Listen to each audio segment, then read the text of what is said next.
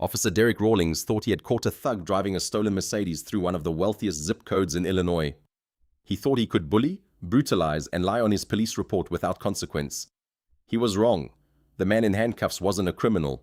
He was a federal judge. And karma had just clocked in. The rain came down like a punishment from heaven. Sheets of water slammed against the asphalt of Western Hills with a fury that seemed almost personal. It was 11:47 p.m. on a Tuesday night. The kind of night where sensible people stayed indoors, where the streets belonged only to those with somewhere urgent to be, and those looking for trouble. Officer Derek Rawlings was looking for trouble. He sat behind the wheel of patrol car Unit 19, parked in his favorite spot, a gravel turnout hidden behind a massive billboard advertising a personal injury attorney's services. The irony of that billboard, promising justice for the wrongfully harmed, was entirely lost on Rawlings. He had been a fixture of the Western Hills Police Department for 12 years, and in that time he had developed what he considered to be an infallible instinct for spotting criminals. That instinct, of course, had nothing to do with actual criminal behavior, and everything to do with the color of a person's skin. Rawlings was 44 years old. He had the thick neck and broad shoulders of a man who had once been athletic, but had let himself go soft around the middle. He kept his hair in a military-style buzz cut, a remnant from his 4 years in the army that he referenced constantly despite having never seen combat. His face had a permanently flushed quality, the capillaries in his cheeks broken from years of drinking too much after shifts, and his eyes were small and mean, constantly scanning for something to pounce on. The rain drummed against the roof of the cruiser in a relentless rhythm. Rawlings sipped from a large gas station coffee that had gone cold an hour ago. His free hand drummed against the steering wheel in time with his impatience. Western Hills was an affluent suburb, the kind of place where houses started at $2 million and went up from there. A community of old money and new tech wealth, manicured lawns and private security systems, people who expected the police to keep a certain element out. Rawlings had appointed himself the gatekeeper. In the passenger seat sat Marcus Webb, a 24-year-old rookie who had been on the force for exactly 6 months. Webb was everything Rawlings was not: young, idealistic, genuinely committed to the motto painted on the side of their cruiser, to protect and serve. He had joined the police force because he believed in community, in the idea that officers could be a force for good in people's lives. He hadn't yet learned that for cops like Rawlings, the motto was just a suggestion. Words painted on metal that meant nothing when the cameras weren't rolling. Webb shifted uncomfortably in his seat, watching the rain streak down the windshield. He had been paired with Rawlings for his field training, and in the past 3 months he had witnessed things that kept him awake at night. Stops that had no justification. Searches conducted on fabricated pretenses. The casual cruelty of a man who had been given power and used it like a weapon against those too vulnerable to fight back. Webb knew he should say something. He knew he should report what he had seen. But the thin blue line wasn't just a slogan, it was a threat. Officers who broke ranks found their careers destroyed, their lives made miserable in ways both subtle and overt. Webb had a mother at home who was proud of him, who had cried at his academy graduation. He couldn't bear to disappoint her. So he stayed silent, and the silence ate at him. "Dead night," Rawlings muttered, his voice thick with boredom. "Nothing moving out there." Webb nodded, saying nothing. He had learned that with Rawlings, it was better to speak as little as possible. Every word was an opportunity for the senior officer to find fault, to mock, to assert dominance. The windshield wipers slapped back and forth in their hypnotic rhythm. The road ahead was empty, slick with rain, the streetlights casting orange pools of illumination that wavered and danced in the downpour. And then headlights appeared in the distance. Rawlings straightened in his seat, his small eyes narrowing as he watched the approaching vehicle. It moved smoothly, confidently, its headlights cutting through the rain like the eyes of some predatory animal. As it drew closer, Rawlings felt his pulse quicken. It was a Mercedes-Benz S-Class, the newest model, finished in a slate-gray that gleamed even in the darkness. The car probably cost more than Rawlings made in 3 years.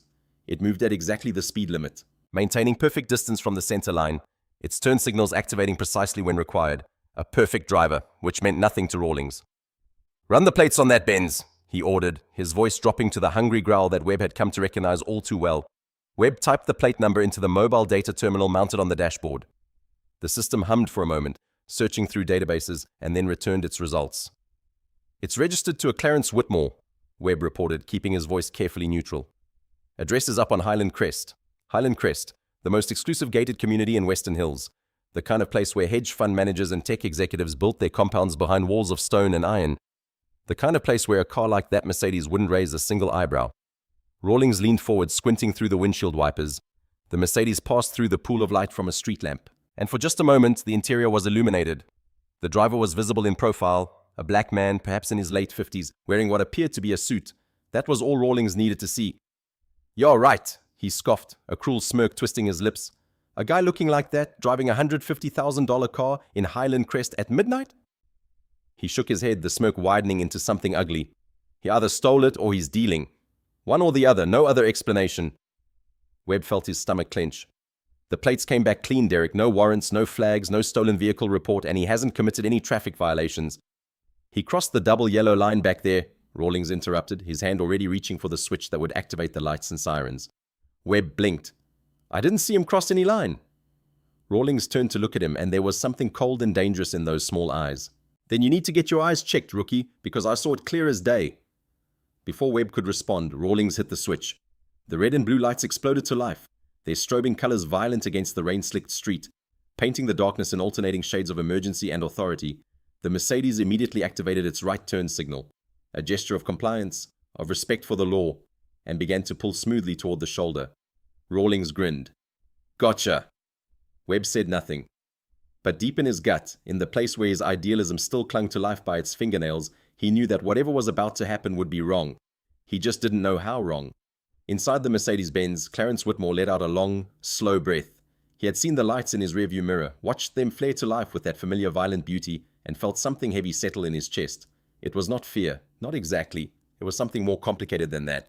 It was exhaustion, resignation, the bone-deep weariness of a man who had spent 59 years navigating a world that constantly questioned his right to exist in the spaces he had earned. Whitmore had been driving for 30 minutes, returning home from a day that had stretched far beyond its intended boundaries. 16 hours. He had spent 16 hours in his chambers, reviewing briefs and hearing arguments and making decisions that would affect people's lives in ways both profound and mundane. His eyes burned with fatigue. His lower back ached from sitting in his leather chair.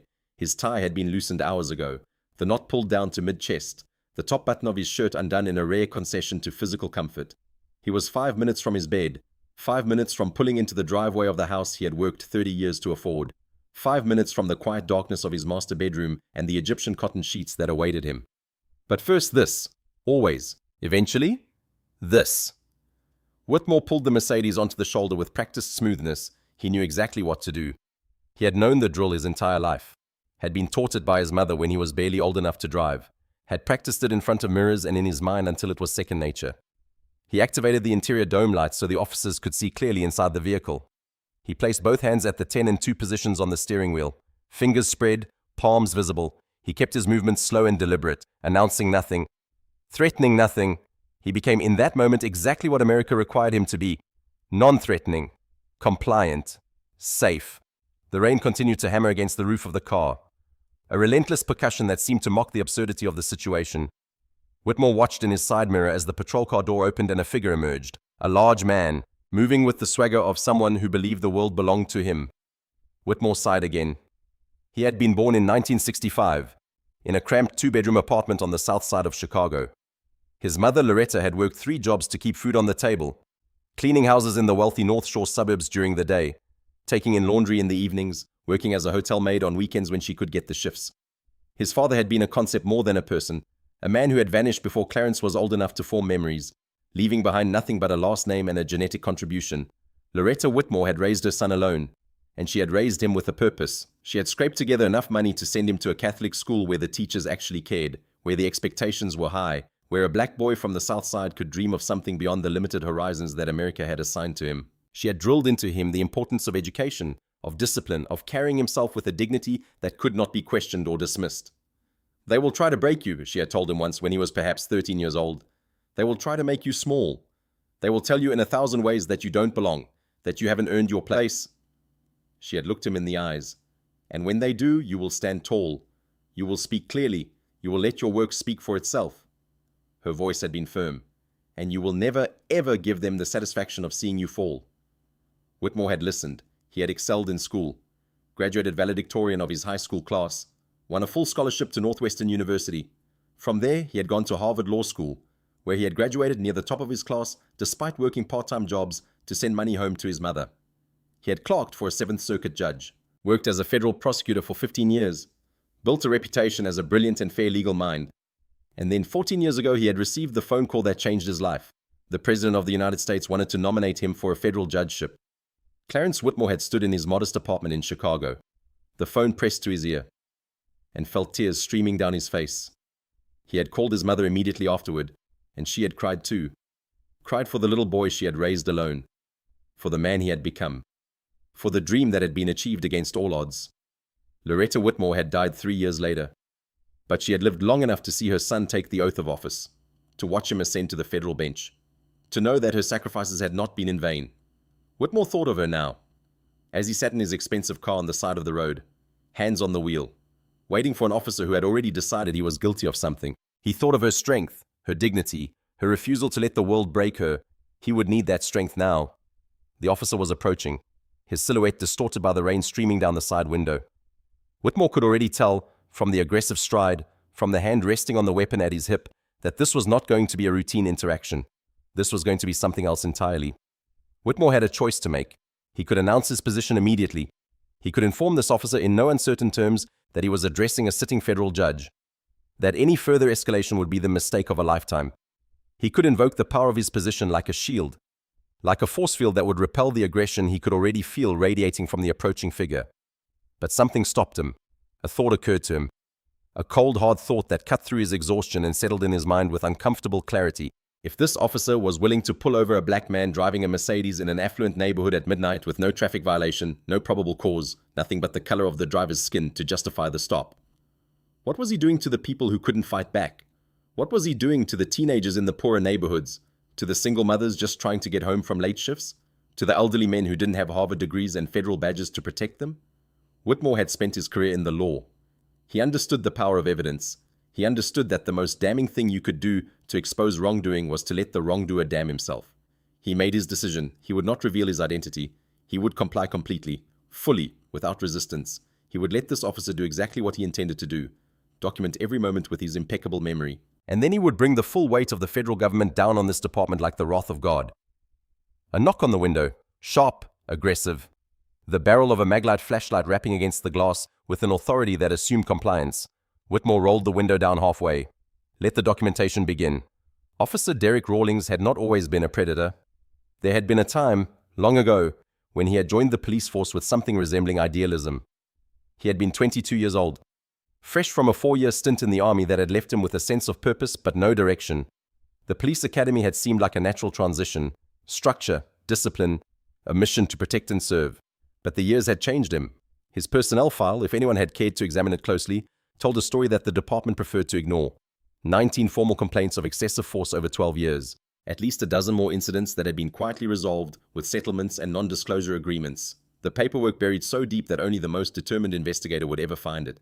Pattern after pattern of behavior that should have ended his career 100 times over.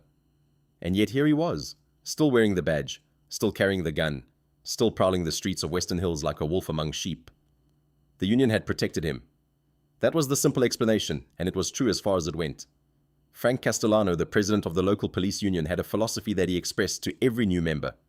We protect our own no matter what. The public doesn't understand the pressures we face, the split-second decisions we have to make. When they come for one of us, they come for all of us. Under this philosophy, complaints were contested, evidence was questioned, victims were discredited, and officers like Rawlings were allowed to continue their careers unimpeded, their misconduct buried under mountains of legal technicalities and procedural objections. But the union protection only explained how Rawlings had survived. It didn't explain how he had become what he was. That transformation had happened gradually, so slowly that Rawlings himself hadn't noticed it. He had started his career believing in the mission. But somewhere along the way, the mission had gotten lost. The citizens he was supposed to protect had become obstacles. The laws he was supposed to enforce had become suggestions. The badge on his chest had transformed from a symbol of public service into something else entirely, a crown. That was how Rawlings thought of it now. He was the king of his domain, the arbiter of justice in his territory, answerable to no one except the vague and easily manipulated oversight of his department. The people who lived in his patrol area existed at his discretion. They drove on his streets, walked on his sidewalks, breathed his air, and if he decided they didn't belong, if his gut told him they were criminals regardless of what the evidence said, then he had the authority to remove them. He had developed his own code, his own language that the other dirty cops in the department understood. Code 8 was the magic phrase, a claim that he smelled marijuana emanating from a vehicle, an unprovable assertion that granted instant probable cause to search, to detain, to escalate. It didn't matter if the vehicle actually contained marijuana. It didn't matter if the driver had never touched drugs in their life. Once the words were spoken, they became their own justification. A key that unlocked the door to whatever Rawlings wanted to do. And what Rawlings wanted to do, more often than not, was assert his dominance. He kept what he called drop bags in his patrol vehicle. Small plastic baggies containing residue of controlled substances. Planted evidence to be discovered during searches that otherwise came up clean. He had never had to use them against anyone with the resources to fight back. His victims were always the same. Poor minority, defenseless, people the system was designed to fail. Captain Reginald Morrison, the commanding officer of the Western Hills Police Department, had suspected for years that something was wrong with Rawlings. He had reviewed the complaint patterns, noticed the disparities in who Rawlings stopped and how those stops escalated. But every time Morrison had tried to build a case, the union had intervened. Witnesses recanted, evidence disappeared, technicalities multiplied, the system protected its own. Morrison had tried to warn Rawlings once in a private meeting behind closed doors. "You're playing a dangerous game," he had said. "Sooner or later, you're going to pull over the wrong person. Someone with resources, someone who can fight back. And when that happens, there won't be anything I can do to help you." Rawlings had laughed. "Captain, I've been doing this job for over a decade. I know who belongs in this neighborhood and who doesn't. I've never been wrong yet." Now, walking through the rain toward the Mercedes, Rawlings felt the familiar surge of power that accompanied every stop. His hand rested comfortably on his weapon. His eyes were fixed on the silhouette behind the wheel.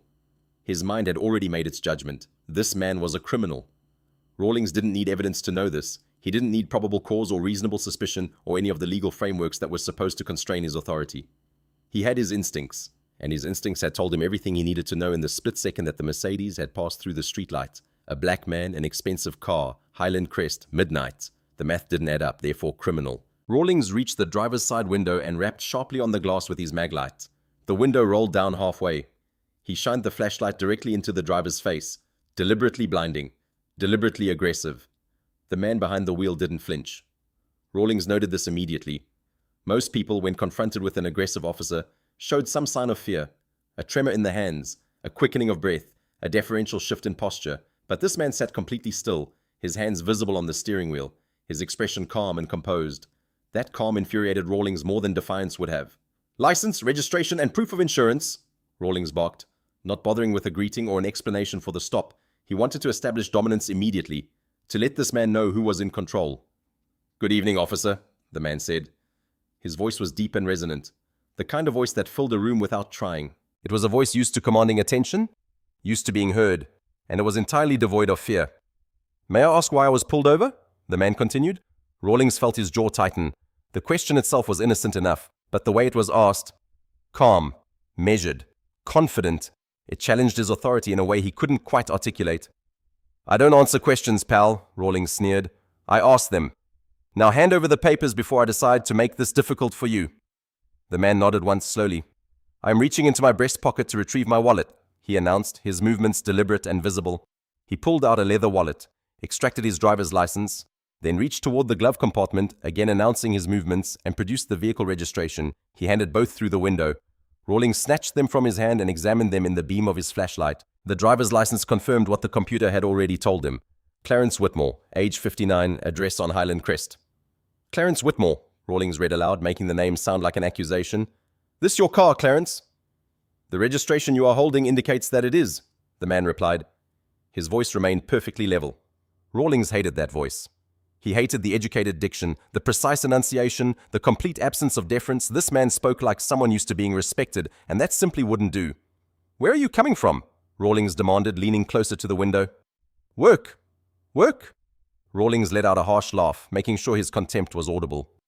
"What kind of work lets you afford a car like this, you moving weight?" For the first time, something changed in the man's expression, a slight tightening of the jaw. But when he spoke, his voice remained measured.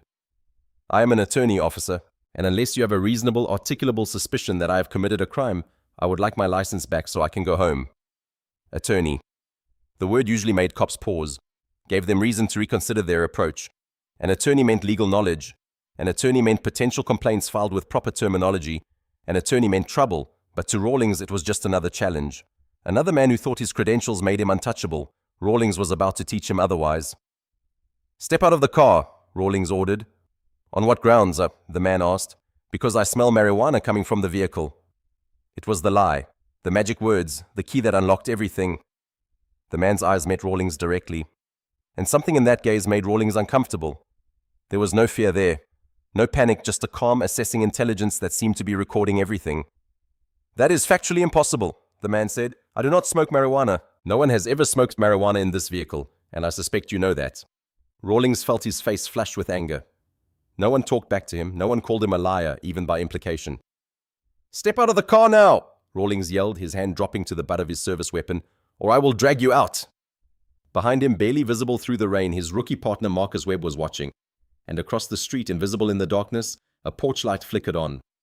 The rain continued its assault on the night, and Derek Rawlings felt himself entering that familiar space, that place where his authority was absolute, where the law was whatever he decided it was, where the man before him existed only at his sufferance. Webb stood by the passenger side of the Mercedes, his hand resting uncertainly on his belt. He had watched Rawlings operate enough times to know what was coming, the aggressive posture, the fabricated probable cause, the escalation that always seemed to spin out of control.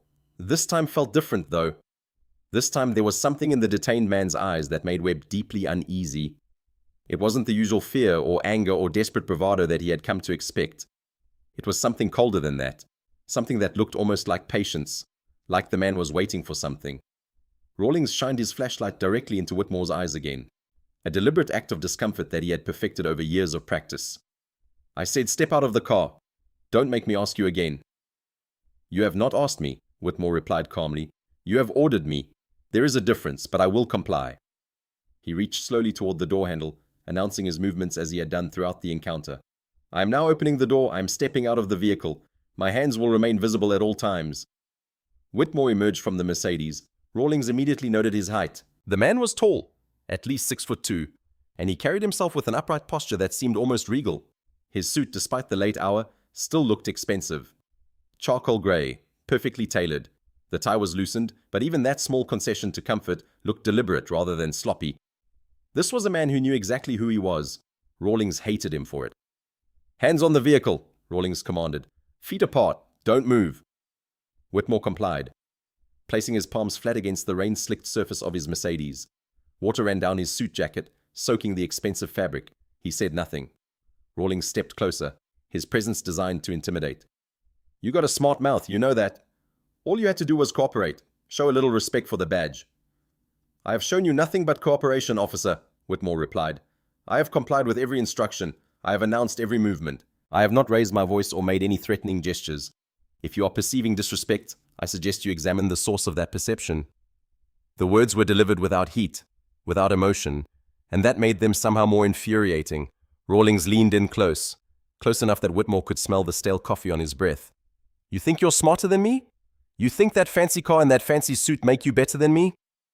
"I think," Whitmore said, his voice dropping to barely above a whisper, "that you should consider your next actions very carefully." He paused. "I'm advising you, officer, as someone with considerable experience in these matters, that what happens after this moment cannot be undone." Another pause. "Not by your union, not by your captain, not by anyone in this state." For just a moment, something flickered in Rawlings' eyes, a shadow of doubt, a whisper of warning. But the moment passed. The doubt was drowned by the rage that was Rawlings' constant companion, by the absolute certainty that he was untouchable. "Is that a threat?" Rawlings growled. "Are you threatening an officer of the law?" Whitmore turned his head slightly, just enough to make eye contact. "I'm offering you an exit, officer. I'm giving you the opportunity to return my documents, get back in your vehicle, and drive away. I will forget this encounter ever happened. No complaints, no reports, nothing." He paused. "But if you choose to continue down this path, I promise you," his voice hardened, "when this is over, there will be no exit, and the consequences will follow you for the rest of your life." Rawlings stared at him. The rain hammered down. The moment stretched, and then Rawlings made his choice. He grabbed Whitmore by the lapels of his expensive suit. The physical contact was instantaneous and violent. One moment Whitmore was standing calmly with his hands on the vehicle. The next, Rawlings had fisted the fabric of his jacket and was spinning him around with the full force of his considerable weight. Whitmore's body slammed against the side of the Mercedes with a sound that echoed through the rain, a dull, meaty thud that made Webb wince from 20 feet away. "Brad, take it easy!" Webb shouted, stepping forward around the front of the vehicle, his voice cracked with panic. "He's cooperating. There's no need for—" "Shut up and watch the perimeter!" Rawlings roared, not turning to look at his partner. His face was flushed, veins standing out on his thick neck. "This doesn't concern you." Webb stopped, frozen by the command in that voice. He had seen Rawlings like this before, lost in the adrenaline, operating on pure instinct and aggression. Trying to intervene now would only make things worse, would only escalate the situation further, or so he told himself. The truth, the shameful truth that Webb would have to confront later, was simpler than that. He was afraid. Afraid of Rawlings, afraid of what would happen to his career if he crossed the senior officer, afraid of the repercussions that came to cops who broke ranks. So he stood there, and he watched. Rawlings kicked Whitmore's legs apart roughly, forcing him into an off-balance stance against the car. "Put your hands behind your back, now!" "I advise you," Whitmore said, his cheek pressed against the cold metal of the Mercedes, "that you are executing an unlawful arrest." His voice remained remarkably calm. "I have committed no crime. I have given you no reasonable suspicion of any crime. This stop is illegal, this search is illegal, and whatever you are about to do is illegal." That preternatural composure seemed to enrage Rawlings even further. "You think you can lawyer your way out of this?" Rawlings grabbed Whitmore's wrists, yanking his arms behind his back with excessive force. The movement sent a jolt of pain through Whitmore's shoulders, but he refused to cry out. "You're under arrest for resisting arrest and obstruction of a law enforcement officer." "I have not resisted," Whitmore stated clearly, projecting his voice so that it would carry to anyone who might be listening. "I have complied fully with every instruction. I am not obstructing anything. For the record, I am standing calmly while being subjected to excessive force for no lawful reason." Heavy steel handcuffs clicked shut around his wrists. Rawlings tightened them deliberately, ratcheting them down until they bit into the skin. Whitmore felt the metal edges cutting into his flesh, but still refused to show any reaction. He had dealt with bullies before. In school, in his career, on the bench. They all operated the same way. They fed on fear, on submission, on the satisfaction of breaking their victims. The only power you had over them was the power of refusal. The refusal to be broken. The refusal to give them what they wanted. Rawlings wasn't getting anything from him tonight. Across the street, invisible in the darkness of a second-floor apartment, 21-year-old Destiny Williams had been awakened by the strobe of police lights reflecting off her bedroom wall. She had stumbled to the window, irritated, expecting to see a routine traffic stop that would be over in minutes. What she saw instead made her blood run cold. An older black man in a suit being slammed against a car. An officer, large, aggressive, clearly out of control, screaming accusations that made no sense. Another officer standing by, doing nothing. Destiny's hand found her phone before she even made the conscious decision to record. The camera app opened. The red recording light appeared, and she began to document everything. Back at the Mercedes, Rawlings was not finished. "Now we're going to search this vehicle," he announced, his voice loud enough for Webb to hear. "And when I find the drugs I know you're carrying, this is going to go from bad to worse for you." "There are no drugs in this vehicle," Whitmore said. "There have never been drugs in this vehicle, but you already know that. This search is a pretext, and we both understand it." Rawlings ignored him. He walked to the driver's door, which stood open, and began his search. What followed was not an investigation. It was a violation. Rawlings tore through the Mercedes with barely contained fury. He pulled documents from the center console and threw them onto the wet pavement. He ripped the lining of the trunk, searching for hidden compartments that didn't exist. He dumped the contents of Whitmore's briefcase into a puddle, legal briefs and contracts and a leather-bound calendar. All soaking through in the rain. 20 minutes. 25. The search went on and on. Rawlings becoming more aggressive as each compartment came up empty. Nothing. No drugs, no weapons, no contraband of any kind. Nothing but the possessions of a successful attorney. Now scattered across the roadside like garbage. Webb, watching from the perimeter he had been assigned to hold, quietly gathered some of the papers that were floating away in the runoff. He glanced at them briefly. Legal correspondence, court documents, something with an official-looking letterhead. But he was too focused on his partner to really process what he was seeing. Rawlings emerged from the Mercedes empty-handed, his fury now at a boiling point. He had been so certain, so absolutely convinced that this man was dirty, and he had found nothing. But Derek Rawlings was not the kind of man who admitted mistakes. "Where is it?" he demanded, stomping back to where Whitmore stood cuffed against the car. "Where did you hide it? Did you swallow it? Is it up inside you somewhere?" "There is nothing to hide," Whitmore replied. "I'm exactly what I appear to be, a law-abiding citizen who was driving home from work. The only crime being committed here tonight is yours." Rawlings' face contorted. The accusation, delivered with that same maddening calm, pushed him over an edge he had been teetering on all night. "We'll see about that," he snarled. "We'll see what you're hiding when we get you to the hospital for an examination. We'll see how smug you are when they put you in a gown and start—" "Derek!" Webb's voice cut through the rain. There was something different in his tone now, something approaching actual authority. Rawlings spun around. "What?" "People are watching." Rawlings looked. Across the street, a porch light had come on. An elderly man in a bathrobe stood on his steps, squinting through the rain. Next to him, barely visible in the doorway, a woman was holding what looked like a phone. And further down the block, a car had pulled to the side of the road. A rideshare vehicle from the looks of it. The driver was standing outside, his own phone raised and recording. For the first time that night, a flicker of uncertainty crossed Rawlings' face, but only for a moment. "Let them watch," he growled. "They're witnessing law enforcement in action, nothing more." He turned back to Whitmore and made his decision. You're under arrest for resisting arrest and obstruction of justice. You have the right to remain silent. Anything you say can and will be used against you in a court of law. As Rawlings read the Miranda warning, a formality he had never truly respected, a third witness was settling into position. The rideshare driver, a man named Victor Okonkwo, had stopped his vehicle when he saw what looked like a rough arrest in progress. He had no personal stake in this situation. He didn't know the man being arrested or the officers conducting the arrest. But Victor had grown up in Nigeria, in a country where police brutality was common and accountability was rare. He had come to America believing in the promise of justice, of fairness, of a system that protected the rights of individuals against the power of the state. What he was witnessing looked nothing like that promise. So he recorded, and he would keep recording until the very end. The Mercedes was towed away at 12:23 a.m. Whitmore watched it go, his face impassive, his wrists still bound behind his back in handcuffs that were cutting off his circulation. The car represented more than just expensive machinery to him. It represented 30 years of work, 30 years of sacrifice, 30 years of proving over and over again that a black man from the south side of Chicago could achieve anything, could earn anything, could belong anywhere. And now it was being dragged away on a flatbed, like evidence of a crime that had never been committed. Rawlings approached him, a triumphant smirk on his rain-soaked face. Time to take a ride, counselor. Let's see how that fancy law degree helps you in a holding cell. He grabbed Whitmore by the arm, his grip unnecessarily rough, and began to march him toward the waiting patrol car. Whitmore spoke quietly, his voice pitched so that only Rawlings would hear. Officer Rawlings, I'm going to say this one more time because I genuinely believe you have not understood the magnitude of the mistake you are making. Rawlings snorted. Save it for your arraignment. I'm not an ordinary citizen, Whitmore continued, his voice steady. I am not someone who can be bullied or intimidated or swept under the rug. He paused. When this is over, and it will be over soon, I'm going to dismantle everything you have built, every shortcut you have taken, every lie you have told, every victim you have created. His voice dropped even lower. I'm going to bring it all into the light, and there will be nowhere for you to hide. Rawlings stopped walking. He turned to face Whitmore directly, their faces inches apart. You know what I hear? Rawlings said, his voice dripping with contempt. I hear a scared man making threats he can't back up. I hear a criminal trying to talk his way out of consequences. I've heard it 100 times before. It never works.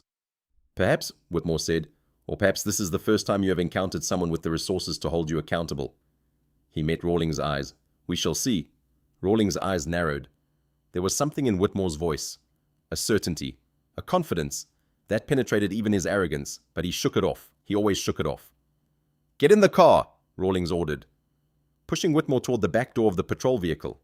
The door opened. Whitmore was shoved inside. His head pushed down roughly in the standard technique for loading handcuffed suspects. His shoulders scraped against the doorframe, sending a jolt of pain through his already aching arms. The door slammed shut with a metallic finality.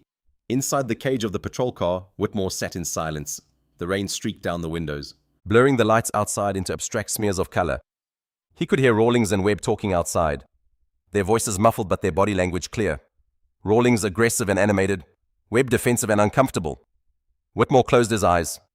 He thought about his mother, about her strength, about the way she had refused to be broken by a world that seemed designed to grind people like her into dust. He thought about the cases he had presided over, the civil rights violations, the excessive force complaints, the pattern and practice investigations that had exposed entire departments riddled with corruption and abuse. He thought about what was about to happen. When Rawlings climbed into the driver's seat and Webb slid into the passenger side, Whitmore opened his eyes. You have made your choice, he said quietly. Rawlings met his eyes in the rearview mirror. Yeah, I have. And by the time we're done with you, you're going to wish you just kept your mouth shut and shown some respect. The engine started. The patrol car pulled away from the curb. And through the rear window, Whitmore watched the scene recede. The gathering witnesses, the floating documents, the spot on the road where his life had just been irrevocably changed. But not in the way Rawlings expected. Whitmore was a federal judge. He had been appointed to the bench by the President of the United States and confirmed by the Senate. He had spent 14 years adjudicating the most serious cases in the American legal system. He had the power to sign search warrants that could bring down criminal enterprises, to issue injunctions that could hold corporate malfeasance, to hold anyone, including law enforcement officers, in contempt of court.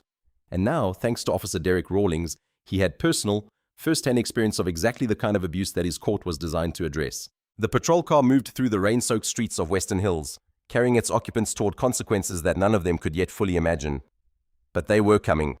They were definitely coming. The Western Hills Police Department was a low-slung brick building that looked like it had been designed in the 1970s and never updated since. Fluorescent lights buzzed overhead, casting everything in a sickly greenish pallor. The walls were the color of institutional despair, beige that had yellowed with decades of neglect. At 1:17 a.m., Derek Rawlings marched Clarence Whitmore through the front entrance with the swagger of a man who had just made the arrest of his career. The officers on duty glanced up from their paperwork. A few nodded at Rawlings, others returned to their tasks without acknowledgement. It was a quiet night, a DUI sleeping it off in holding, a domestic dispute that had been resolved peacefully, nothing that required much attention. The booking desk was manned by Sergeant Gloria Patterson, a 20-year veteran with steel-grey hair and the kind of seen-it-all expression that came from 2 decades of processing humanity's worst decisions. "What do we have here?" Patterson asked, pulling up the booking software on her computer. "Resisting arrest and obstruction," Rawlings announced proudly. "Pulled him over in Highland Crest, high-end Mercedes. He got lippy, refused to cooperate, and I had to subdue him."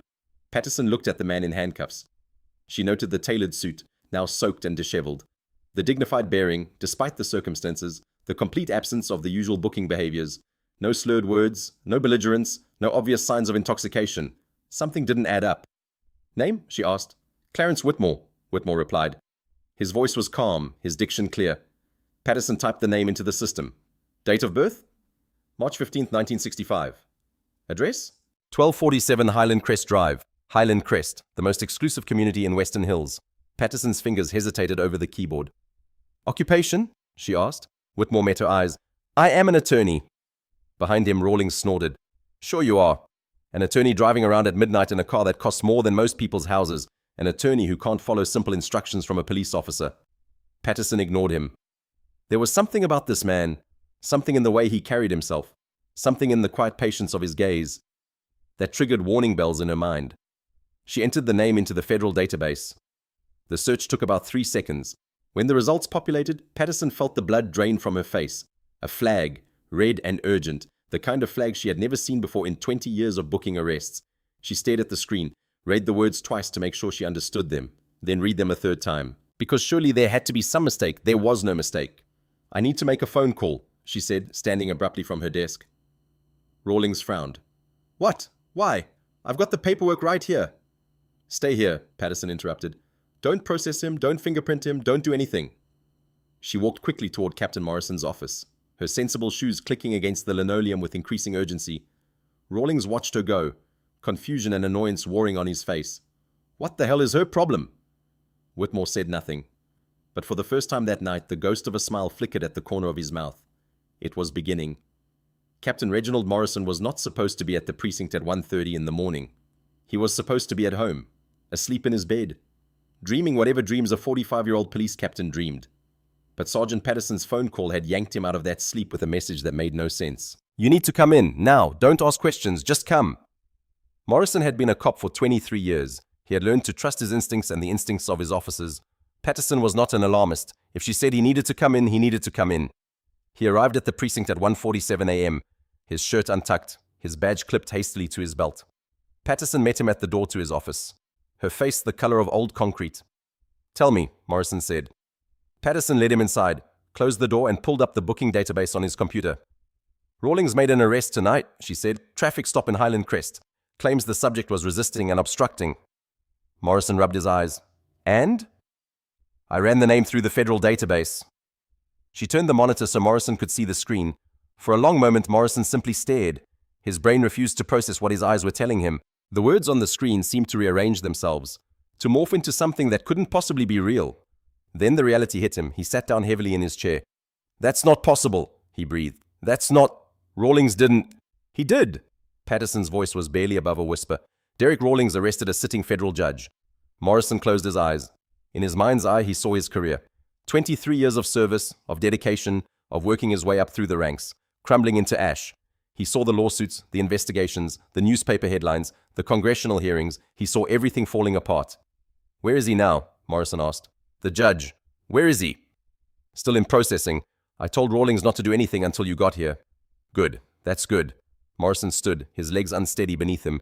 "Get Chief Foster on the phone. I don't care what time it is." He paused. "And Patterson, not a word of this to anyone." "Anyone." Patterson nodded and hurried out. Morrison stood alone in his office, staring at the name on the screen. Judge Clarence Whitmore. United States District Court, Northern District of Illinois. Appointed 2010. Status: active. Derek Rawlings had just handcuffed a man with the power to send FBI agents after anyone who violated civil rights, a man who had spent 14 years presiding over the most serious federal cases in one of the largest judicial districts in the country, a man who had connections reaching all the way to the Department of Justice in Washington, and Rawlings had slammed him against his own car, cuffed him, searched his vehicle without cause, and arrested him on fabricated charges. Morrison reached for the phone. It was going to be a very long night. 500 miles away in the FBI's Chicago field office, a computer terminal chimed with an incoming alert. The field office never truly slept. Even at 2 a.m., agents moved through the corridors, analysts reviewed data, and the machinery of federal law enforcement hummed along regardless of the hour. The war on crime did not keep business hours. Duty Agent Rachel Torres was reviewing reports from an ongoing narcotics investigation when the alert flashed across her screen. She frowned, clicked on the notification. Judicial Protection Alert. Priority 1. Subject: Whitmore, Clarence J. Status, Active Federal Judicial Officer. Alert Type: Entry into Local Law Enforcement Custody System. Jurisdiction: Western Hills Police Department, Illinois. Time of entry: 1:23 Central Standard Time. Torres read the alert twice, then picked up her phone. This is Torres. I need SAC Cross on the line. Yes, I know what time it is. Wake him up. Special Agent in Charge Nathaniel Cross received the phone call at 2:14 a.m. By 2:20, he was on his way to the field office. By 2:35, he was standing in the operations center, surrounded by the senior members of his team, reading the same alert that Torres had flagged. I know Whitmore, Cross said, his voice tight with controlled fury. We've worked cases together. He signed warrants for my anti-corruption task force. This man is not a criminal. He's one of the most respected jurists in the Northern District. What are we looking at here, boss? Asked Agent Miller, a 15-year veteran who specialized in civil rights investigations. Cross pulled up the available information on his tablet. Traffic stop in Western Hills, a suburb about an hour west of the city. Officer claims the subject was resisting arrest and obstructing. Subject was booked at 1:23 a.m. On what charges? Resisting arrest and obstruction of justice. Miller let out a low whistle. That's a catch-all. No underlying offense? None listed. The implications hung in the air. Resisting arrest and obstruction without any underlying crime usually meant one thing: a cop who had escalated a situation beyond all reason and needed something, anything, to justify the arrest after the fact. Get me everything on the arresting officer, Cross ordered. Personnel files, complaint history, prior incidents. I want to know what kind of cop we're dealing with. He turned to the room. And start mobilizing a team. We're wheels up in 1 hour. If this is what it looks like, we're going to need to secure evidence before anyone has a chance to bury it. The FBI field office exploded into activity. In the holding cell of the Western Hills Police Department, Clarence Whitmore sat on a metal bench and waited. The cell was small, 8 feet by 6 feet. Concrete walls painted the same institutional beige as the rest of the building. A toilet sat in the corner, unscreened. A single fluorescent light buzzed overhead. The smell was a mixture of industrial cleaner and human desperation. Whitmore had presided over trials that sent men to places far worse than this. He had sentenced drug kingpins to federal penitentiaries, ordered white-collar criminals to forfeit their fortunes, watched defendants weep as they were led away in chains to spend decades behind bars. He had always believed in the necessity of these punishments. Justice required consequences. Society required protection from those who would harm it. But sitting here in this small cell, wearing a suit that was still damp from the rain, his wrists raw from too tight handcuffs, Whitmore felt something he had never felt from the bench. He felt what it was like to be on the other side. The humiliation, the powerlessness, the absolute control that the state could exercise over an individual's body and freedom. And he understood, perhaps for the first time, why so many of the defendants who came before him carried that particular look in their eyes. The look of people who had been ground down by a system that was supposed to protect them. The difference, of course, was that Whitmore was innocent. The charges against him were fabricated, the arrest unlawful, the entire encounter a violation of his constitutional rights. But how many others sitting in cells like this one were also innocent? How many had been swept up by officers like Rawlings, processed through a system that was supposed to demand proof, but too often settled for accusations? Whitmore made a decision. When this was over, when the inevitable consequences had finished unfolding, he was not simply going to return to his courtroom and his comfortable life. He was going to use every ounce of his judicial authority to ensure that what had happened to him could never happen to anyone else. Derek Rawlings had wanted to break him. Instead, Rawlings had radicalized him. A knock on the cell door interrupted his thoughts. The viewing slot slid open, and a pair of eyes appeared. Eyes he didn't recognize. Judge Whitmore? Whitmore stood, approaching the door. Yes? I'm Captain Morrison. I'm the commanding officer of this precinct. The man paused, seemingly unable to find the words. I need you to know that I'm aware of who you are, and I am deeply, profoundly sorry for what has happened here tonight. Are you releasing me, Captain? A longer pause. The FBI is on their way. They've asked that we maintain the status quo until they arrive. It's a matter of evidence preservation. Chain of custody. I'm told that your release will be handled by federal authorities. Whitmore nodded slowly. I see. And Officer Rawlings? He's been suspended pending investigation. Not arrested? Morrison's silence was answer enough. Whitmore stepped closer to the door, his voice dropping to barely above a whisper. Captain Morrison, I have sat on the federal bench for 14 years. In that time, I have presided over hundreds of cases involving law enforcement misconduct. I have seen good cops and bad cops. I have seen departments that worked to root out corruption and departments that buried it. He paused, letting his words sink in. You have a choice to make in the next few hours. You can be part of the solution or you can be part of the problem. I strongly suggest you choose wisely. His voice hardened. Because when the federal investigation is complete, and it will be complete, everyone who had a chance to do the right thing and didn't will face consequences. Morrison swallowed hard. I understand, Your Honor. Do you, I wonder? The viewing slot slid closed. Whitmore returned to his bench, and he waited. At 4:47 a.m., the FBI convoy arrived at the Western Hills Police Department. It was not a subtle arrival. 3 black SUVs rolled into the parking lot, followed by a mobile command unit, a large van bristling with antennas and satellite uplinks. The vehicles parked in formation, and agents began emerging before the engines had fully died. Inside the precinct, chaos had been building for hours. Word had spread, not officially, but through the whispered channels that existed in every police department. Something very bad had happened. Rawlings had done something beyond the pale, even by his standards. Federal involvement was imminent. The officers who were present at that early hour, a skeleton crew mostly, gathered in the bullpen, speaking in hushed tones, casting nervous glances toward the front doors. When those doors burst open and SAC Nathaniel Cross marched in at the head of a column of agents in tactical gear, the whispers stopped.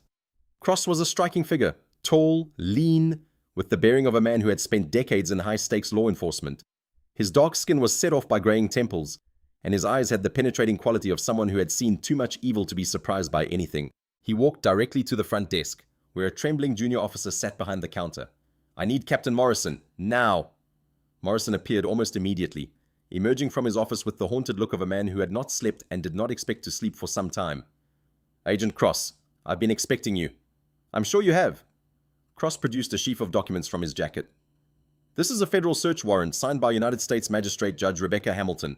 We are seizing all body camera footage from the officers involved in the arrest of Judge Whitmore, all dash camera footage from the patrol vehicle, all booking records, all personnel files related to Officer Derek Rawlings going back to his date of hire, and all internal affairs records concerning complaints against Officer Rawlings.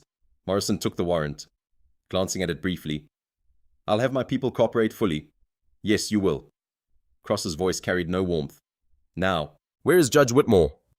Holding cell 3, I can have him released immediately. You'll do nothing. My agents will handle the release. I want a clean chain of custody on everything from this point forward. Cross turned to the nearest FBI agent, a woman in her 30s with short brown hair and a no-nonsense expression. Miller, release the judge, get him to the mobile unit, have a medic check him out, document any injuries. Yes, sir. As Miller headed toward the holding cells, Cross surveyed the bullpen. His eyes landed on a large man sitting in the break room, visible through the glass partition. The man was in civilian clothes, but his body language was unmistakable, the coiled tension of someone who knew he was in deep trouble. That's Rawlings? Cross asked. Morrison nodded.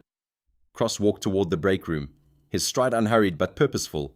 The other officers in the bullpen parted before him like water before the prow of a ship. He opened the break room door and stepped inside. Derek Rawlings looked up. For a long moment, the two men simply stared at each other. Rawlings' face cycled through emotions, confusion, defiance, fear, before settling on a sullen blankness. You're Rawlings, Cross said. It wasn't a question. I want my union rep. He's on his way. In the meantime, I'm going to give you some advice. Free of charge. Cross leaned against the doorframe, his posture casual but his eyes hard. In about 6 hours, I'm going to have every piece of evidence related to your arrest of Judge Whitmore. The body cam footage, the dash cam footage, the civilian recordings that are already going viral on social media, the booking records, the patrol logs, everything. Rawlings' jaw tightened, but he said nothing. When I have all that evidence, Cross continued, I'm going to analyze it, and based on what I find, I'm going to decide how to proceed. He paused. Maybe you followed all proper procedures. Maybe this was a legitimate arrest that went sideways through no fault of your own. In that case, you'll be fine. Another pause. Longer this time. But I don't think that's what I'm going to find, Officer Rawlings. I think I'm going to find something else entirely. And when I do, you're going to have a choice to make. What choice? Rawlings' voice was hoarse. You can cooperate. Tell me everything. Who taught you to operate this way? Who covered for you over the years? Who else in this department operates like you do? Give me the whole network, and maybe the federal prosecutor will take that into consideration when recommending your sentence. Cross straightened up. Or you can stonewall. Hide behind your union. Pretend this was all a misunderstanding. His voice dropped. And I will personally make it my mission to ensure that you spend every possible day in federal prison. He let that sink in. The maximum sentence for civil rights violations under color of law is 10 years. For kidnapping, because that's what a false arrest is, legally speaking, it's 20. For conspiracy, for evidence tampering, for whatever else I find when I start digging. He looked Rawlings dead in the eye. You're looking at decades, Officer Rawlings. Decades! He turned to leave, then paused at the door. I've put away a lot of dirty cops in my career. You want to know what they all have in common? They all thought they were untouchable. They all thought the badge made them special. They all thought the system would protect them. Cross smiled. It was not a pleasant expression. It didn't, and it won't protect you either. He walked out, leaving Rawlings alone with the ruins of his certainty. At 6:47 a.m., while the FBI was still cataloging evidence at the Western Hills Police Department, the internet caught fire. Destiny Williams, the college student who had recorded the arrest from her second-floor apartment, had been awake all night. She had watched the footage on her phone, played it back a dozen times, debated with herself about what to do. Part of her wanted to wait, to see how it played out, to let the authorities handle it. But another part of her, the part that had watched the video, that had seen the violence and the injustice and the casual brutality, knew that waiting was not an option. She had seen too many cases where evidence disappeared, where victims were discredited, where the truth was buried under layers of official denials and procedural stonewalling. She wasn't going to let that happen here. At 6:47 a.m., she uploaded the video to Twitter, now called X, with a simple caption. Western Hills police officer beats elderly black man during traffic stop. No resistance. Full video. Please share. At 7:03 a.m., the video crossed 100,000 views. At 7:31 a.m., it crossed 1 million. By 8 a.m., every major news network in the country had picked up the story. The video was devastating. Shot from a second-floor vantage point, it captured the entire encounter with remarkable clarity. The Mercedes, gleaming in the rain. The officer approaching aggressively, his hand on his weapon. The driver stepping out calmly, hands visible, posture non-threatening. And then the violence. The grab, the spin, the slam against the car, the rough handcuffing, the 20-minute search that found nothing, the arrest that followed anyway. And throughout it all, the driver's calm voice, audible even from across the street, explaining clearly that he was cooperating, that he was not resisting, that the arrest was unlawful. Comments flooded in from around the country, from around the world. This is how they treat a man in a suit driving a nice car. Imagine what they do when no one is watching. I've been stopped like this. They never believe we belong. They never believe we earned it. This cop needs to be fired immediately, and then prosecuted. Where is this? What department? Names? We need to hold these people accountable. The pressure built like a wave. Social media activists, civil rights organizations, politicians looking for causes to champion, news producers looking for the story of the day. And then at 8:47 a.m., the story exploded even further. A reporter for the Chicago Tribune, following up on the viral video, made a routine inquiry to the Northern District Federal Court, asking if anyone there knew anything about a Clarence Whitmore. The response came back almost immediately. Clarence Whitmore was not just an attorney. Clarence Whitmore was a sitting United States District Judge. The headline that followed crashed through the news cycle like a meteor. Western Hills officer arrested federal judge in shocking traffic stop. Derek Rawlings, sitting in the break room of his precinct, watched the news coverage on the wall-mounted television, and for the first time since he had pinned on his badge 12 years ago, he felt genuine fear. The FBI's evidence analysis team worked with the precision of surgeons. In the mobile command unit parked outside the Western Hills Police Department, technicians connected hard drives to specialized equipment, their fingers flying across keyboards as data was extracted, copied, and verified. Chain of custody forms were filled out in triplicate. Every piece of evidence was photographed, catalogued, and secured. Agent Miller oversaw the operation from the communications hub, coordinating between the field team and analysts back at the Chicago field office. "What do we have on the body cams?" she asked. A technician named Chen pulled up the relevant files on his monitor. "Interesting. Rawlings' body camera was manually muted at 11:52 p.m., right before he approached the Mercedes. The mute function stayed engaged throughout the entire encounter." "Deliberate obstruction," Miller noted. "That's a policy violation at minimum. Consciousness of guilt at maximum." "It gets better," Chen said. Western Hills uses a system that maintains a 30-second audio buffer, even when the mute function is engaged. The camera wasn't recording video during the mute period, but it was still capturing audio from before the button was pressed. Miller leaned forward. "What did it capture?" Chen hit play. The audio quality was slightly muffled, the sound of rain against windows, the ambient noise of a patrol car interior. But the voices were clear enough. "Run the plates on that Benz. It's registered to a Clarence Whitmore. Address is up on Highland Crest." A pause. Then, "Yeah, right. A guy looking like that driving a $150,000 car in Highland Crest at midnight? He either stole it or he's dealing. I'm lighting him up." "Brad, the plates came back clean. No warrants, no flags. He hasn't committed a traffic violation. He crossed the double yellow line back there." "I didn't see him cross the line." "You need to get your eyes checked, rookie." Chen stopped the playback. "That," Miller said slowly, "is premeditated racial profiling. On tape, with the rookie contradicting the fabricated traffic violation." "There's more," Chen added. "When we analyzed the dashcam footage frame by frame, the Mercedes never crossed the double yellow line. It maintained perfect lane discipline throughout the entire period it was visible to the patrol car's camera. Rawlings' claimed justification for the stop is provably false." Miller sat back in her chair, a grim satisfaction settling over her features. They had him, not just for the arrest of Judge Whitmore, though that would be damning enough, but for the deliberate lies, the fabricated evidence, the consciousness of guilt demonstrated by muting his own body camera. "What about the physical evidence from his patrol bag?" she asked. Chen pulled up another file. "The technicians found trace residue consistent with multiple controlled substances: cocaine, methamphetamine. Small amounts, but enough to suggest that Rawlings had been handling these substances recently." "Drop bags," Miller said. It wasn't a question. "That's our working theory. He was carrying contraband to plant on suspects who came up clean during searches." The pieces were falling into place. Each piece of evidence confirmed and reinforced the others. A pattern was emerging. A pattern of abuse that stretched back years, that had touched countless victims, that had been protected and enabled by a department that either couldn't or wouldn't hold its officers accountable. But there was one more piece to the puzzle. "The rookie," Miller said. "Marcus Webb. He was there for all of it, and based on that audio, he knew the stop was dirty from the beginning. He's been identified as a potential cooperating witness. SAC Cross wants to interview him separately, away from the union influence." Miller nodded. "Set it up. If Webb is willing to talk, he could give us everything. Not just this arrest, but the whole history.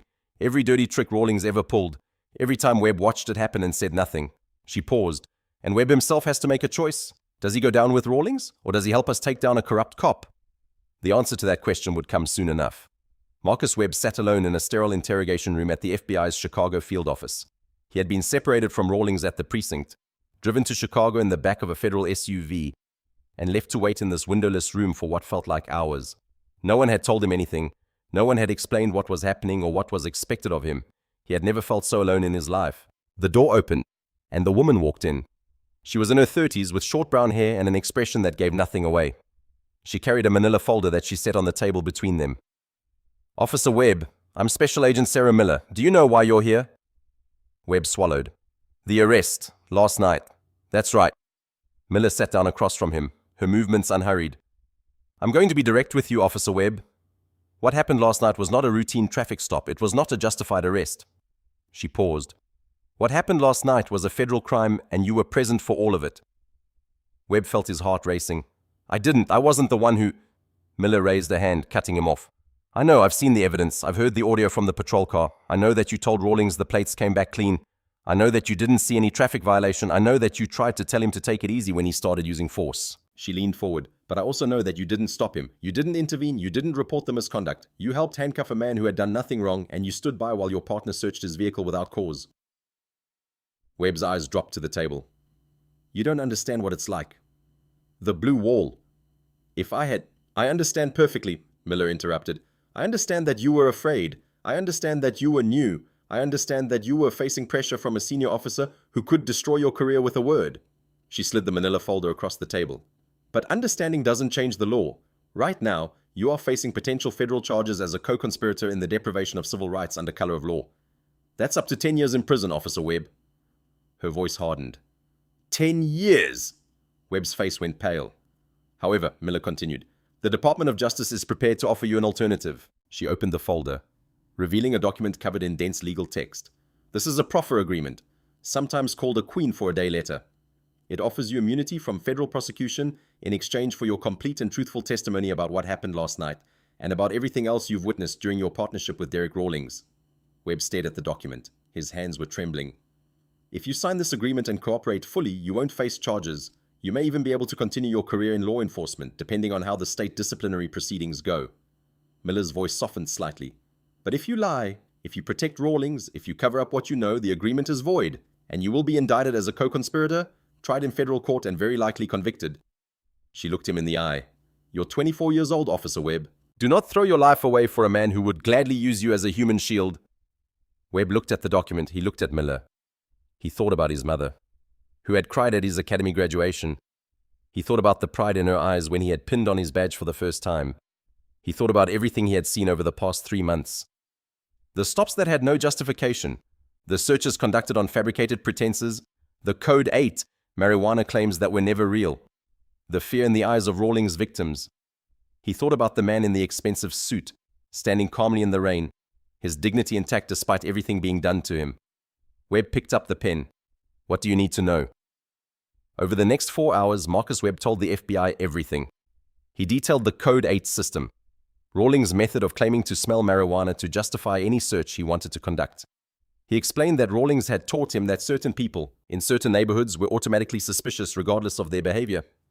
He described the drop bags, the small baggies of narcotics that Rawlings kept in his patrol bag, ready to plant on anyone who challenged his authority. He named names, officers who had witnessed Rawlings' misconduct and said nothing, supervisors who had received complaints and buried them, union representatives who had made evidence disappear. He painted a picture of a department that was not merely tolerant of abuse, but actively complicit in it.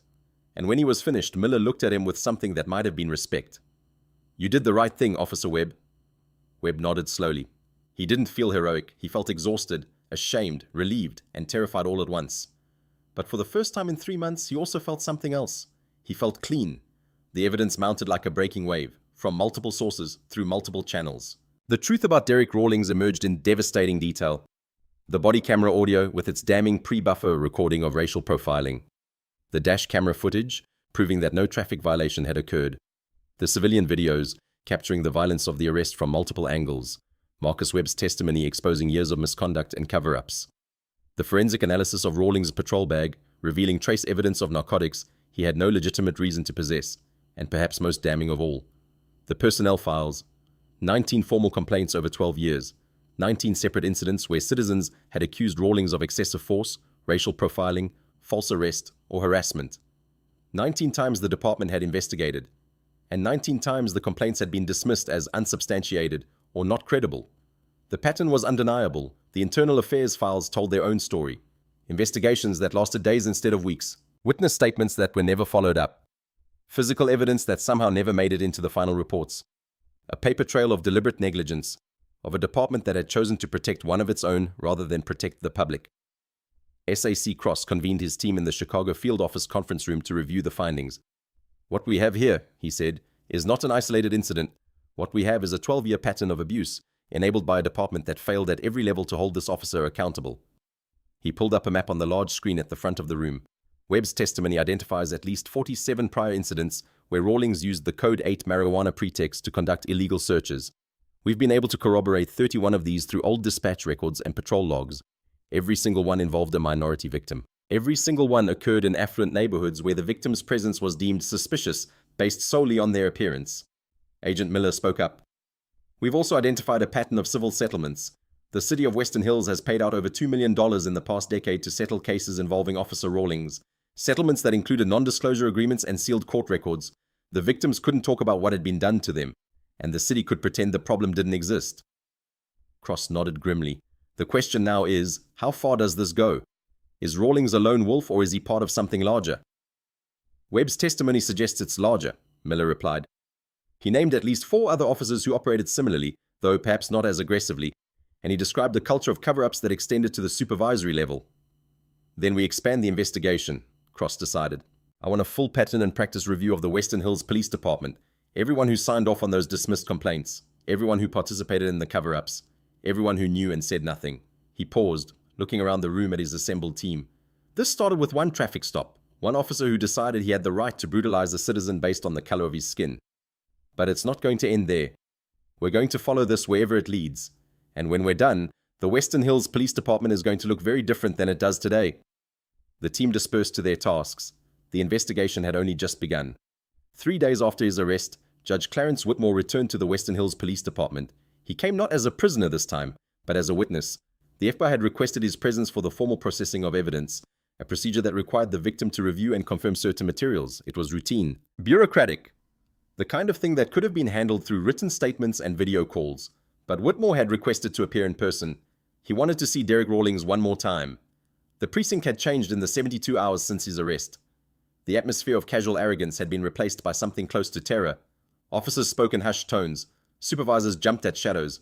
Everyone knew that the FBI was watching, that every action was being scrutinized, that careers could end with a single misstep. Whitmore walked through the front doors at 10 a.m., accompanied by SAC Cross and 2 FBI agents. He was dressed immaculately, a dark blue suit, perfectly tailored, a crimson tie that seemed almost to glow against his white shirt. He had not tried to hide the fading bruises on his wrists where the handcuffs had cut into his skin. He wanted people to see.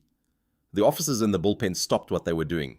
They watched him pass. Their expressions a mixture of shame, fear, and dawning comprehension. This was the man their colleague had arrested. This was the federal judge whose rights had been violated.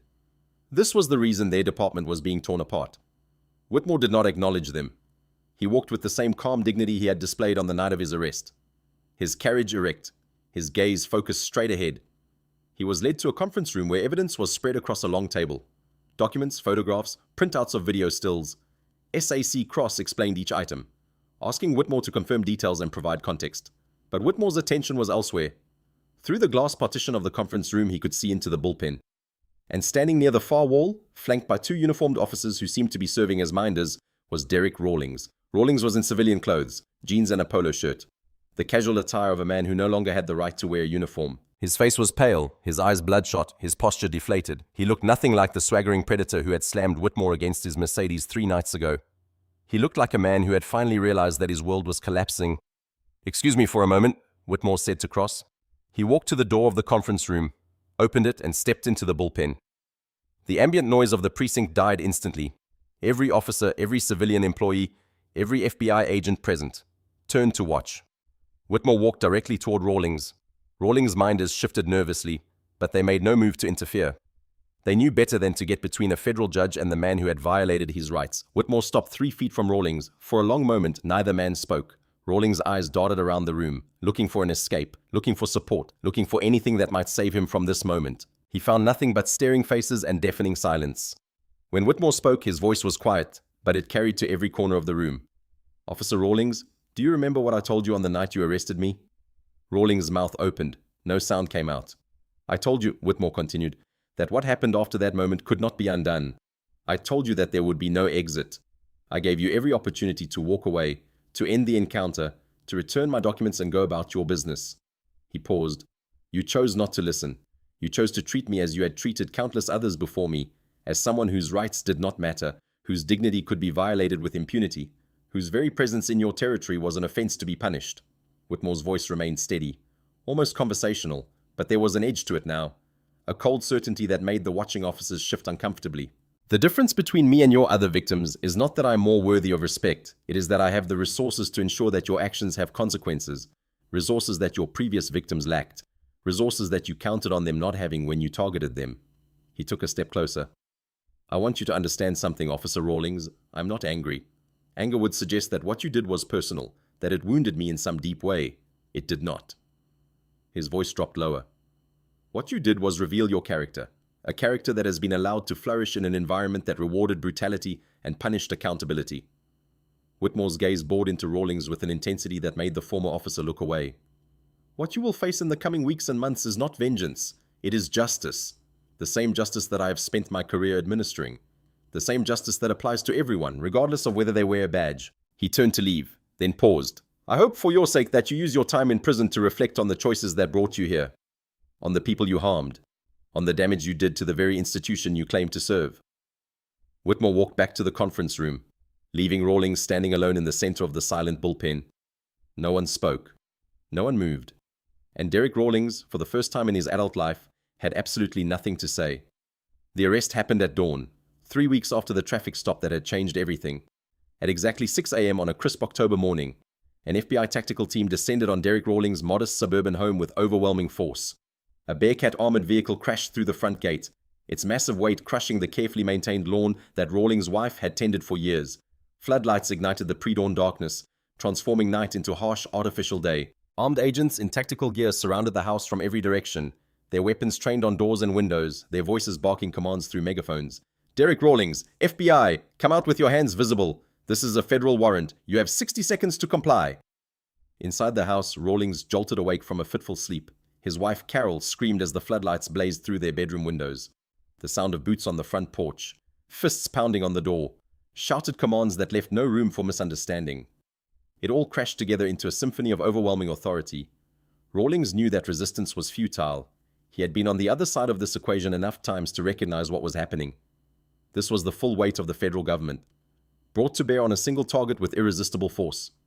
He stumbled out of bed in his underwear, his hands raised, his voice cracking as he shouted that he was coming, that he wasn't armed, that he was cooperating. The door crashed open anyway.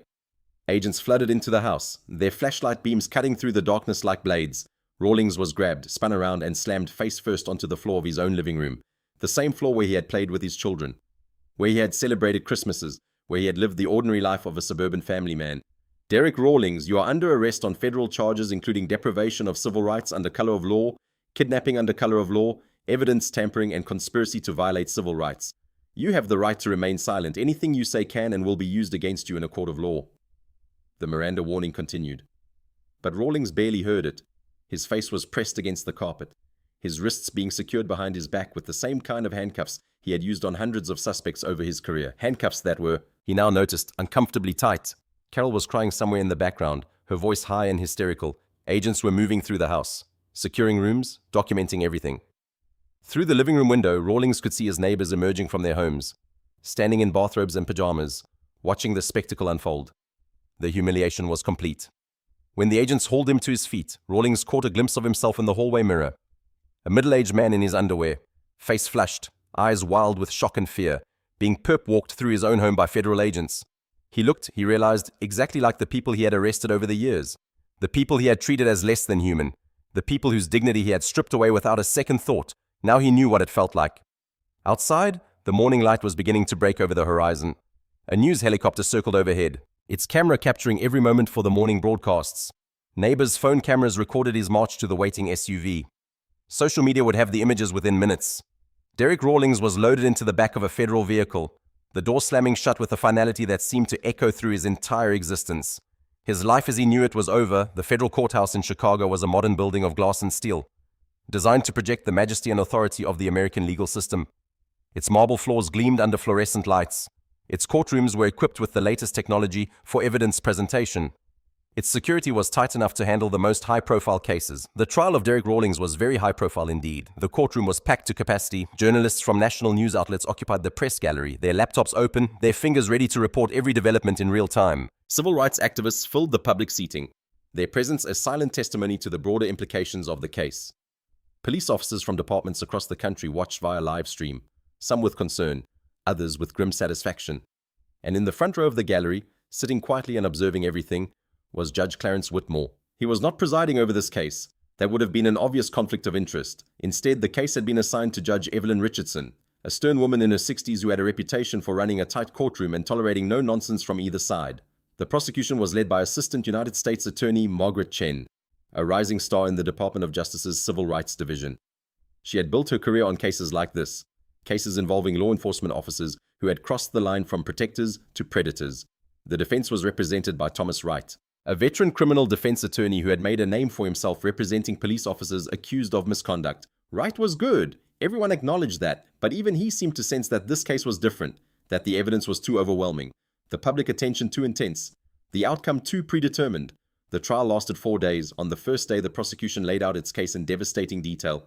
Chen walked the jury through the events of the night in question, using body camera footage, dash camera footage, and civilian recordings to paint a picture of abuse that could not be disputed. You will see, Chen told the jury, an officer who stopped a vehicle for no reason other than the color of the driver's skin. She paused. You will hear him fabricate a traffic violation that never occurred. You will watch him assault a compliant, non-threatening citizen. You will witness him conduct an illegal search based on a lie he knew to be false. Her voice hardened. And you will understand that this was not an isolated incident, but part of a pattern that stretched back more than a decade. On the second day, the prosecution called its expert witnesses. FBI forensic analysts testified about the body camera audio buffer, explaining how Rawlings' own words had been captured despite his attempt to mute the device. Digital video experts authenticated the civilian recordings and demonstrated that the Mercedes had never crossed the double yellow line. On the third day, Marcus Webb took the stand. Webb had aged visibly in the weeks since the arrest. His face was thinner, his eyes haunted, but his voice was steady as he described what he had witnessed during his months partnering with Rawlings. He called it Code 8, Webb testified. It was his way of saying he smelled marijuana when he didn't. It gave him an excuse to search anyone he wanted, anytime he wanted. I heard him use it dozens of times. It was never real. Wright cross-examined Webb aggressively, trying to paint him as a disgruntled subordinate seeking to save himself. But the evidence corroborated everything Webb said. The internal affairs complaints, the settlement records, the pattern of stops that overwhelmingly targeted minority citizens. By the end of the third day, the defense was in tatters. On the fourth day, the prosecution called its final witness. Judge Clarence Whitmore took the stand with the quiet dignity that had defined his entire career. He wore a dark suit and spoke in measured tones, recounting the events of that rainy night with the precision of a man trained to analyze evidence. He described the stop, the aggressive approach, the fabricated marijuana claim, the physical violence, the handcuffs, the search, the arrest. And throughout his testimony, he never raised his voice, never showed anger, never displayed the righteous fury that anyone in his position would have been entitled to feel. He simply stated the facts. When Chen asked him what he had been thinking during the encounter, Whitmore paused for a long moment before answering. I was thinking about all the people who had been through the same experience I was going through, but who didn't have the resources to fight back. He paused. I was thinking about the teenagers stopped for no reason, the single mothers treated as criminals, the elderly men whose dignity was stripped away because they happened to be driving through the wrong neighborhood with the wrong skin color. He looked at the jury. I made a decision that night to let Officer Rawlings show exactly who he was. I cooperated fully. I did not resist in any way. I wanted to document through my own experience exactly what this officer was capable of doing to a compliant citizen. And why did you do that? Chen asked. Because, Whitmore said, I have spent 14 years on the federal bench. I have presided over hundreds of civil rights cases. And in every one of those cases, there were officers who claimed the victim had resisted, had been aggressive, had provoked the confrontation. His voice strengthened. I wanted to remove any possibility of that defense. I wanted the evidence to be unambiguous. He paused. And it was. Wright's cross-examination was brief and ineffective. He tried to suggest that Whitmore had been uncooperative in not immediately revealing his identity as a federal judge. But the argument fell flat. As Whitmore calmly pointed out, citizens are not required to reveal their occupations to avoid being brutalized by police. That was the entire point. The closing arguments were almost anticlimactic. Chen summarized the evidence in precise clinical terms, letting the facts speak for themselves. Wright did his best for his client, arguing that Rawlings had made a mistake in judgment, that he had been trained in a culture that encouraged aggressive policing, that he had not intended to violate anyone's civil rights. The jury was not persuaded. After less than 2 hours of deliberation, they returned with their verdict. Guilty, on all counts. Rawlings collapsed forward onto the defense table, his body shaking with sobs. The courtroom erupted in murmurs and exclamations. In the gallery, civil rights activists embraced each other with tears streaming down their faces. Judge Richardson banged her gavel for order. The defendant is remanded to custody pending sentencing, she announced. Bail is revoked. This court is adjourned. As marshals approached to take him away, Rawlings looked up one last time. His eyes found Whitmore in the gallery. The two men stared at each other for a long moment. Whitmore's expression was unchanged. Calm, dignified, utterly composed. He had nothing more to say. 2 weeks later, Derek Rawlings stood before Judge Richardson for sentencing. The courtroom was again packed. Though the atmosphere was different this time, the tension of the trial had been replaced by something else. A sense of finality, of closure, of justice about to be delivered. Rawlings had aged dramatically in the weeks since his conviction. His hair seemed grayer, his posture more stooped, his eyes carrying the hollow look of a man who had finally understood the magnitude of his downfall. His attorney had submitted letters attesting to his character. Letters from family members, from a few colleagues who had not abandoned him, from neighbors who remembered him as a good father and a friendly presence at neighborhood barbecues. None of it mattered. Judge Richardson reviewed the pre-sentencing report with her characteristic thoroughness. She noted the aggravating factors, the pattern of prior misconduct, the abuse of authority, the racial bias that had driven Rawlings' actions. She noted the absence of any genuine remorse, the attempts to blame the victim, the continued insistence that he had done nothing wrong. Mr. Rawlings, she said, please rise. Rawlings stood on unsteady legs. You have been convicted of deprivation of civil rights under color of law, kidnapping under color of law, evidence tampering, and conspiracy to violate civil rights. These are serious offenses. They represent a fundamental betrayal of the oath you took when you became a police officer. She paused. The evidence presented at trial revealed that your conduct on the night in question was not an aberration. It was the culmination of a 12-year pattern of abuse, enabled by a department that failed to hold you accountable and a system that protected you from the consequences of your actions. Richardson's voice hardened. You used your badge as a weapon. You treated citizens you were sworn to protect, as enemies to be subdued. You fabricated evidence. You lied on official reports. You destroyed the lives of people who had committed no crime other than existing in your presence while being the wrong color. She looked at Rawlings with an expression of cold contempt. The sentence of this court is as follows: 18 years in federal prison to be served without the possibility of parole, followed by 5 years of supervised release. You will also be permanently barred from serving in any law enforcement capacity for the remainder of your life. Rawlings swayed but did not fall. This sentence reflects the seriousness of your crimes and the need to send a clear message to law enforcement officers throughout this country. Her voice carried throughout the silent courtroom. The badge is not a license to abuse. The uniform is not a shield from accountability. When officers betray their oath, when they use their authority to harm the citizens they are sworn to protect, they will face the full consequences of the law. She banged her gavel. This court is adjourned. Marshals, take the defendant into custody. As Rawlings was led away in chains, he passed within feet of where Whitmore sat in the gallery. For a moment their eyes met. Whitmore said nothing. His expression was calm, almost serene. He simply watched as the man who had tried to destroy him was led away to face his punishment. Justice had been served. Derek Rawlings arrived at FCY Terre Haute 6 weeks after his sentencing. The Federal Correctional Institution was a medium-security facility in Indiana, housing approximately 1,400 inmates. It was not the worst place in the federal prison system, but it was far from comfortable. Concrete and steel, razor wire and guard towers, the absolute regimentation of every moment, every movement, every aspect of daily life. For a man who had spent 12 years wielding absolute authority over others, it was a particular kind of hell. The intake process stripped away the last remnants of his former identity. His clothes were replaced with standard-issue prison khakis. His personal effects were catalogued and stored. He was photographed, fingerprinted, and assigned a number that would define his existence for the next 18 years. Name? The intake officer asked. Rawlings? Derek Rawlings. The officer looked up from his paperwork. Recognition flickered in his eyes.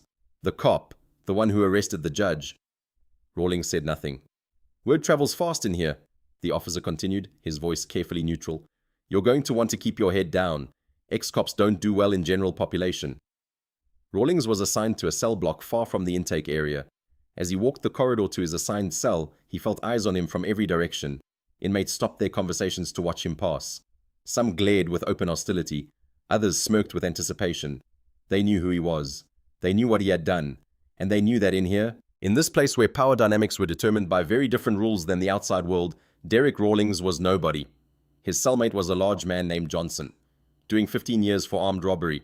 Johnson looked Rawlings up and down when he entered the cell, taking in the soft hands, the bewildered expression, the obvious fear. So you're the cop, Johnson said. It was not a question. Rawlings nodded. Let me explain how things work in here, Johnson continued. Out there you had the badge. In here you've got nothing. You're less than nothing. Every man in this block either hates cops on principle or has someone on the outside who was hurt by one. He stepped closer, his bulk filling Rawlings' field of vision. You want to survive 18 years? Keep your mouth shut, stay out of people's way, and pray that nobody decides to make an example out of you. That first night, Rawlings lay on his thin mattress and stared at the concrete ceiling. He thought about the choices that had brought him here, the stops, the lies, the fabricated evidence, the countless victims whose names he had never bothered to learn. He thought about Judge Whitmore, standing calmly in the rain, warning him that what happened next could not be undone. He had not listened, and now, for 18 years, he would have nothing but time to reflect on that failure. The lights went out, darkness settled over the cell block, and somewhere in the distance a voice called out, Hey, Officer Rawlings, how's it feel to be on the other side of the bars?